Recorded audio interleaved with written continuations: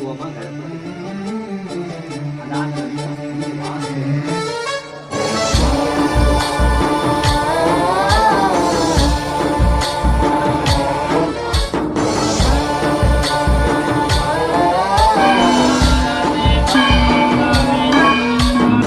गणनायकाय गणदैवताय गणाध्यक्षाय धीमहि गुणशरीराय गुणमण्डिताय गुणेशानाय धीमहि।